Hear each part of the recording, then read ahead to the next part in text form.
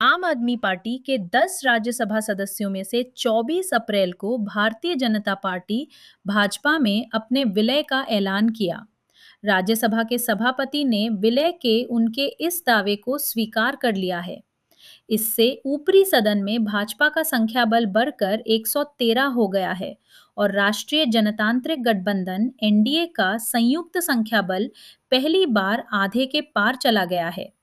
ये प्रकरण आपकी फितरत, दल बदलुओं की घोर मौकापरस्ती, भाजपा के कुचक्रों और दल बदल विरोधी कानून को संस्थाबद्ध तरीके से नख दंत विहीन किए जाने को उजागर करता है।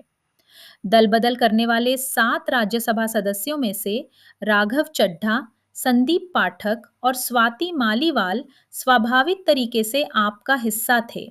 सीमित हद तक ही सही, इनसे पार्टी की पहचान इसके संस्थापक अरविंद केजरीवाल की अपनी मनमर्जी से परे भी थी।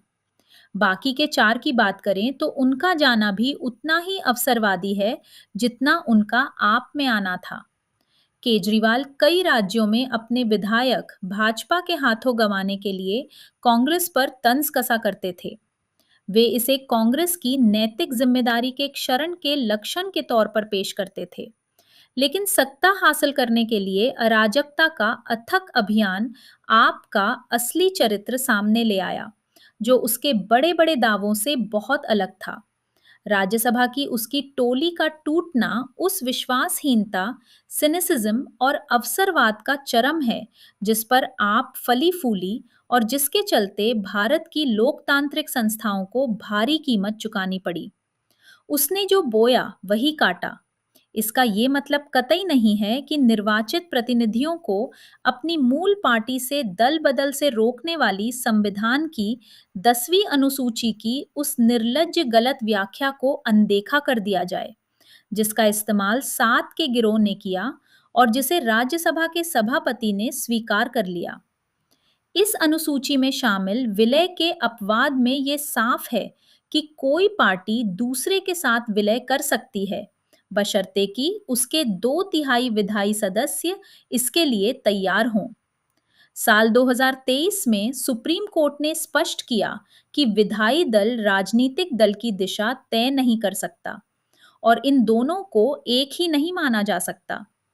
दल बदल विरोधी कानून के तहत किसी विलय के वैध होने के लिए ये जरूरी है कि मूल पार्टी के विधायी दल के 2/3 सदस्य इसे स्वीकार करें। इसे सिर के बल खड़ा कर देना और ये दलील देना कि किसी पार्टी के 2/3 विधायी सदस्य अयोग्यता के खतरे के बिना दूसरी पार्टी में जा सकते हैं, एक मनमाना फैलाव है। इसे आप द्वारा सुप्रीम कोर्ट में चुनौती दी जा रही है। अफसोस की बात है कि इसी तरह के मामलों में सुप्रीम कोर्ट के पिछले हस्तक्षेप आश्वस्तकारी नहीं हैं। थोड़ा अतीत में जाएं तो बड़े पैमाने के दल बदल के बूते निर्वाचित सरकारें सत्ता से बेदखल हुई हैं। इन घटनाक्रमों ने 10वीं अनुसूची को नाकारा बना दिया है। लोकप्रिय जनादेश के साथ इस खुले विश्वासघात के लिए सुप्रीम कोर्ट कोई भयावरोध स्थापित नहीं कर सका, जो इस बात से साबित होता है कि इस तरह के कारनामे बिना किसी सजा के दोहराए जा रहे हैं।